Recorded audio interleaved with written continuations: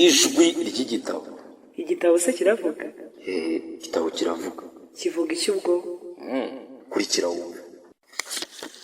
Ijwi ry'igitabo ni ikiganiro kikugezaho inkuru zo mu bitabo bitandukanye.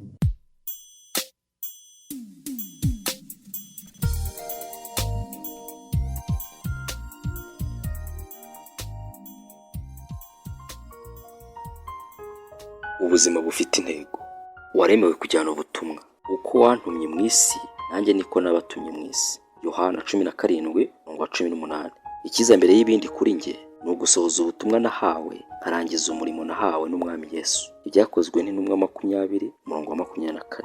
Waremewe kujyana ubutumwa. Imana iri gukora mu isi kandi ishaka kuyisanga ugafatanya nayo. Uwo murimo nibwo butumwa washinzwe. Imana ishaka kugira umurimo mu mubiri wa Kristo, ariko ukajyana n'ubutumwa mu isi. Umurimo wawe nibyo ukorera abizeye, ariko ubutumwa ni ugushyira abatizera. Gusohoza ubutumwa mu isi niyo ntego ya 5 Imana yari ifite kurema. Ubutumwa bw'ubuzima bwawe ubufatanyije n'abandi, ariko harimo n'ibyo wihariye. Igice kimwe ni inshingano uhuriyeho n'abandi ba Kristo, ikindi gice ni umurimo wihariye. Ibyo bice byombi tugiye kubisesengura mu bice bikurikira. Ijambo ry'icyongereza mission, ari ryo ryavuyeho iry'ikinyarwanda missionnaire, riva ku ijambo ry'ikilatini rivuga kohereza. Kuba umukristo rero birimo no kuba umuntu woherejwe ku isi uhagarariye Kristo. Yesu yaravuze ati, uko data yantumye niko nanjye mbatumye. Yesu yari asobanukiwe neza ubutumwa bw'ubuzima bwe ku isi. Afite imyaka 12 yaravuze ati, mwiriye kuba mu bya data. Imyaka 21 nyuma yaho, ubwo yasambaga ku musaraba, aravuga ati, byose birarangiye. Nk'ibifuniko by'igitabo, izo nteruro zombi zikikije itangiriro n'iherezo by'ubuzima bwakoreshejwe neza, ubuzima bufite intego. Yesu yasoje ubutumwa se yari yaramuhaye. Ubutumwa Yesu yari afite ari hano ku isi, ubu nitwe twabusigaranye, kuko turi umubiri wa Kristo. Ibyo yakoraga akiri mu mubiri, twe tugomba kubikomeza, kuko turi itorero, umubiri we mu mwuka. Ubwo butumwa rero ni ubuhe? Ni ukugeza abantu ku Mana. Bibiliya iravuga ngo Kristo yiyunze natwe, arangije aduha ubutumwa bwo kubwira abandi ngo nabo biyunge nawe. Imana ishaka gucungura abantu, ikabakura mu bubata bwa Satani, maze ikiyunga nabo kugira ngo dushobore gusohoza za ntego 5 yaturemeye: kuyikunda, kuba mu muryango wayo, guhinduka tugasa nayo, kuyikorera no kubwira abandi byayo. Iyo tumaze kuba bayo, Imana iradukoresha kugira ngo igere ku bantu, iradukiza, yarangiza ikadutuma. Bibiliya iravuga ngo twatumwe kuvuga mu cyimbo cya Kristo. Turi intumwa z'urukundo n'imigambi y'Imana ku bari mu isi.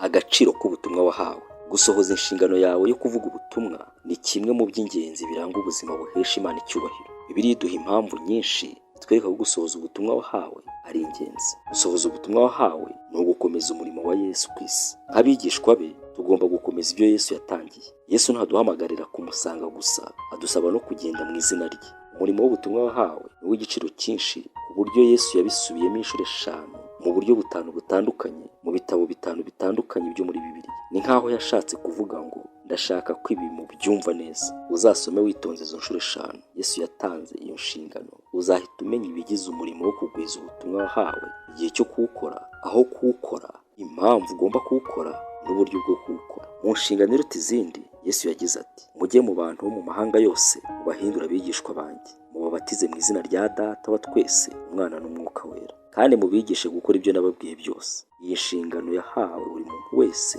wizeye Yesu. Ntabwo ari abapasitori n'abamisiyoneri gusa. Iyo ni inshingano yawe wahawe na Yesu. Ntabwo ari umurimo ushobora gukora igihe ubishatse. Aya magambo ya Yesu ntabwo ari inama iruta izindi yatugiraga. Niba uri umwe mu bo mu muryango w'Imana, jyana ubutumwa itegeko. Kutabikora ni ukumusuzugura. Ushobora kuba utarigeze utekereza ko Imana yagushinze abatizeye umuturanyi. Nyamara Bibiliya iravuga ngo ugomba kubaburira kugira ngo babeho. Nutavuga ngo uburire abanyabyaha ngo bave mu nzira zabo mbi, bazapfa mu byaha byabo, ariko nzakubaza amaraso yabo. Ushobora kuba ari wowe mu Kristo wenyine abantu bamwe bamenye, niyo mpamvu wahawe ubutumwa bwo kubamenyesha Kristo. Kujyana ubutumwa mu murimo w'icyubahiro. Nubwo ari inshingano ikomeye cyane, ariko iyo ni icyubahiro gikomeye kuba umuntu ukoreshwa n'Imana. Pawulo yabivuze neza aho agira ati, Imana yaduhaye icyubahiro gikomeye cyo kuburira abantu bose ngo baze mu mbabazi zayo biyunge nayo. Umurimo wawe wo kujyana ubutumwa urimo ibintu 2 by'icyubahiro: gukorana n'Imana no guhagararira Imana. Pawulo atwita abafasha bayo, aho avuga ngo gukorana nayo. Yesu yaturonkeye agakiza, adushyira mu muryango we, aduha umwuka we, arangije aduhindura abakozi be mu isi. Mbega icyubahiro!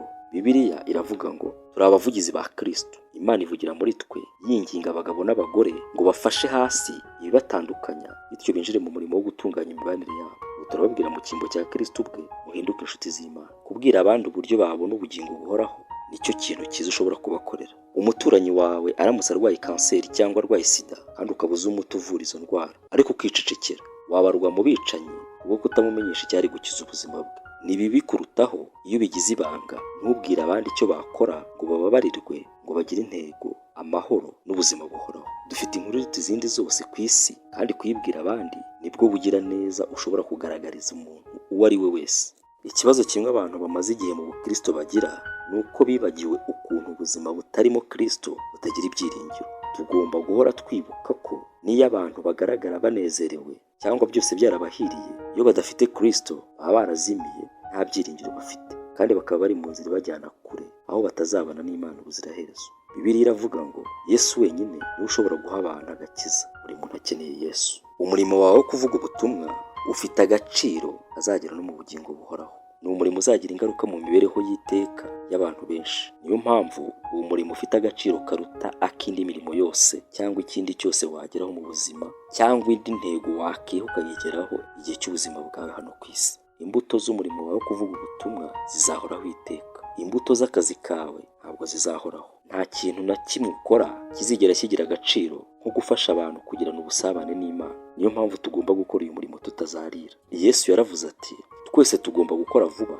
imirimo uwantumye yaduhaye, kuko hasigaye igihe gito mbere y'uko ijoro rigwa imirimo yose igahagarara. Amasaha yo gusohoza inshingano yawe yo kujyana ubutumwa arimo arahita. Ntiwongere gutinda n'undi munsi n'umwe. Ihutire gutangira umurimo wawe wo kugeza ubutumwa ku bandi none. Tuzagira ibihe bidashira byo kwishimana n'abo tuzaba twaragejeje kuri Yesu. Ariko iminsi dufite yo kubagezaho ubutumwa irabaze. Ni iminsi yo kubaho kwacu gusa. Ibi ntibivuga ko ugomba kureka umurimo wawe ngo ube umuvugabutumwa wabigize umwuga. Imana ishaka kubwira abandi inkuru nziza aho uri.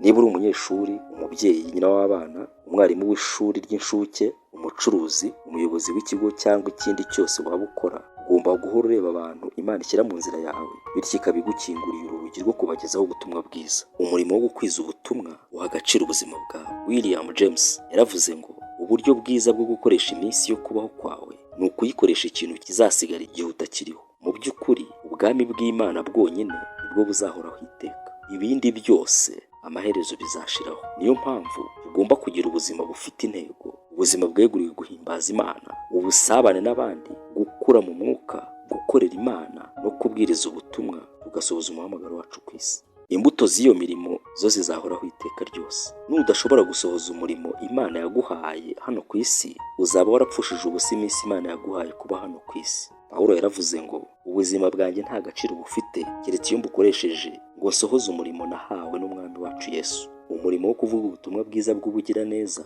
n'urukundo bitangaje by'Imana yacu. Hari abantu hano ku isi batazagira undi ubagezaho ubutumwa uretse wowe, kubera aho uba n'icyo Imana yaguhaye kuba cyo. Umuntu umwe wenyine najya mu ijuru kubera wowe. Iminsi yo kubaho kwawe izaba yaragize umumaro mu buzima bw'iteka. Utangire ubura amaso ureba aho Imana yakoresheje kuvuga ubutumwa, maze ujye usenga uti, Mana, ninde washyize mu nzira yanjye ngo mubwire ibya Yesu? Gahunda y'Imana yo gushyira iherezo ku mateka y'isi ijyanye n'uburyo tuzarangiza umurimo wacu wo kuvuga ubutumwa. Uyu munsi usanga abantu benshi bashishikariye kumenya ibyo kugaruka kwa Yesu n'imperuka y'isi. Ibyo bizaba ryari? Igihe gito mbere y'uko asubira mu ijuru. Abigishwa ba Yesu bamubajije icyo kibazo, kandi igisubizo yabahaye kiduhishurira byinshi. Yarababwiye ati, ibyo si ibyanyu kumenya iby'iminsi cyangwa ibihe Data yagennye. Icyakora muzahabwa imbaraga Umwuka Wera nabamanukira, kandi muzaba abagabo bo kumpamya i Yerusalemu n'i Yudaya yose n'i Samariya no kugeza ku mpera y'isi. Abigishwa bo bashakaga kwivugira ku by'ubuhanuzi. Yesu ahita abagarura ku ivugabutumwa. Yashakaga ko bashyira imbaraga zabo ku murimo bahawe wo kubwira ubutumwa abari mu isi. Ni nk'aho yababwiye mu yandi magambo ati, ibyerekeye kugaruka kwanjye byose ntabwo bibareba. Ikibareba ni umurimo wo kujyana ubutumwa n'abasigiye. Ibyo aba ari byo mwitaho. Kujya impaka z'urudaca ku gihe kirere cyo kugaruka kwa Kristo ni uguta igihe, kuko Yesu ubwe yarivugiye ati, ariko uwo munsi n'iyo saha ntawubizi, naho baba abamarayika bo mu ijuru cyangwa umwana, keretse Data wenyine. Ubwo Yesu ubwe yivugiye ko atazi uwo munsi n'iyo saha, kuki wakwigora ugerageza kubimenya? Ariko hari kimwe tuzi tudashidikanya, Yesu ntazagaruka mbere y'uko buri muntu wese Imana ishaka ko yumva ubutumwa bwiza atari yabwumva. Yesu yaravuze ngo ubutumwa bwiza bw'ubwami bw'Imana buzigishwa mu mahanga yose yo ku isi, nibwo imperuka izahera ku isi. Niba ushaka ko Yesu aza atebutse, wihatire kurangiza umurimo wawe wo kuvuga ubutumwa aho gukoresha igihe cyawe ushaka gusobanura ubuhanuzi. Biroroha cyane kurangara no kuva mu nzira yo kujyana ubutumwa, kuko Satani yifuza ko wakora ikindi cyose ubonye upfa kudaha abandi ubuhamya bw'agakiza kawe. Azakureka ukora ibintu byose byiza bishoboka, upfa kuba ari ntawe bigeza mu ijuru. Ariko igihe uzaba wafashe umugambi wamaramaje kubwiriza ubutumwa, uzitegeye ko Satani azagutera ibirangaza byinshi. Ibyo nibikubaho, uzibuke aya magambo ya Yesu ngo umuntu wese uzemera kurangara akibagirwa umurimo namugeneye azaba akwiye guhabwa ubwami bw'Imana. Bizagusaba iki ngo usohoze umurimo wawe wo kujyana ubutumwa? Kugira ngo usohoze umurimo wawe wo kujyana ubutumwa, bizagusaba gushyira hasi gahunda wishyiriyeho, kemera kugendera muri gahunda Imana izakorera ubuzima bwawe. Ntabwo ushobora gufata uwo murimo ngo uwutendeke ku bindi bintu uzaba warahaye intebe mu buzima bwawe. Ugomba kugeza aho uvuga nka Yesu uti, Data, iba uko ushaka, byikuba uko nshaka. Ugahara uburenganzira bwawe, ibyifuzo byawe, inzozi zawe, intego zawe n'imigambi yawe byose ukabimwegurira, ukabishyira mu biganza bye. Ugahagarika ya masengesho yirebaho uvuga ngo Mana uha umugisha ibyo nshaka gukora, ahubwo ugatangira gusenga amasengesho ayegurira byose, nko kugira uti Mana umfashe gukora ibyo ushaka guha umugisha. Nko gufata urupapuro rwanditseho ubusa wasinyeho izina ryawe, ukabwira Imana uti noneho uzuzaho ibyo ushaka. Nibyo Bibiliya bitubwira, yigira iti mwitange mwihe Imana ingingo zanyu zose kugira ngo zibe ibikoresho mu biganza by'Imana, kugira ngo izikoreshe gusohoza imigambi yayo myiza. Niba uyegurira gusohoza intego z'ubuzima bwawe utizigamye ku cyo byagusaba cyose, uzabona umugisha w'Imana mu buryo bugerwaho n'abantu bake gusa. Nta kintu Imana itakorera umugabo cyangwa umugore witangiye kubaka ubwami bwayo. Yesu yaduhaye isezerano agira ati Imana izaguha ibyo ukenera byose byo kukubeshaho buri munsi nuramuka uyeguriye ubuzima bwawe, kandi kubaka ubwami bwayo bigahinduka intego ya mbere y'ubuzima bwawe. Nibura undi umwe. Data yari umupasitori igihe kirekire, imyaka 50. Kenshi yakoze mu dutorero duto cyane tw'ahantu h'ibyaro. Yari umwigisha usanzwe, ariko yari umuntu wiyeguriye kuvuga ubutumwa. Kimwe mu byo yakundaga gukora kwari ukujyana amakipe y'abakorerabushake akajya mu bihugu by'amahanga bikennye kubaka insengero z'amatorero yabaga akiri mato atishoboye. Mu gihe cye Data yubatse insengero zirenga 150 hirya no hino ku isi. Mu 1999 nibwo Data yitabye Imana azize indwara ya kanseri. Mu cyumweru cye cya nyuma indwara yari yamurembeje imubuza gusinzira hafi amasaha 24, kandi ntiyari akimenya neza ibimukikije. Uko yarotaga yakomezaga kuvuga cyane ibyo yabaga arota byose. Ibihe namaze nicaye iruhande rw'igitanda cye yampishuriye ibintu byinshi kuri Data kubwo kumva inzozi ze gusa. Yagendaga asa n'usubira muri buri mushinga wo kubaka insengero umwe ku wundi. Ijoro rimwe byegereje umunsi wo gutaha, icyo gihe nari kumwe n'umugore wanjye n'umwishywa wanjye twicaye iruhande rw'igitanda cye. Data yagize atya asa n'ugaruye imbaraga, areguka nk'ushaka kuva mu gitanda. Kuko yari afite intege nke cyane, umugore wanjye aramwinginga ngo agume mu gitanda, ariko akomeza gushaka kuva mu gitanda. Amaherezo umugore wanjye aramubaza ati Jimmy, urashaka guhaguruka ujye gukora iki? Undi aramusubiza ati ndashaka kureba ko nakunguka undi umwe, nibura nkamushyikiriza Yesu.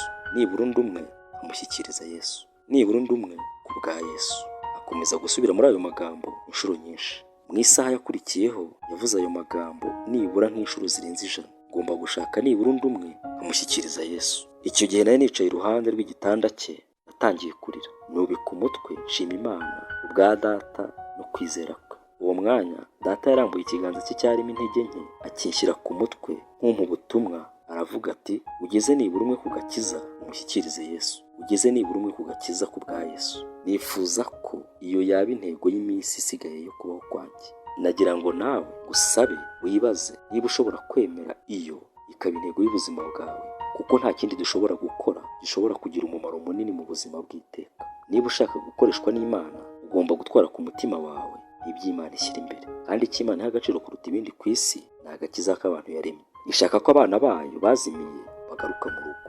Nta kindi kintu gifite agaciro mu maso y'Imana. Umusaraba niwo gihamya kidashidikanywa cyabyo. Ndasenga ngo ujye uhora uri maso, ushaka nibura umwe wageza kuri Yesu, kugira ngo wa munsi nuhagarara imbere y'Imana uzashobore kuvuga uti umurimo wampaye narawurangije. Urakoze cyane kubw'uyu mwanya. Imana iguha umugisha. Dusubire ubutaha.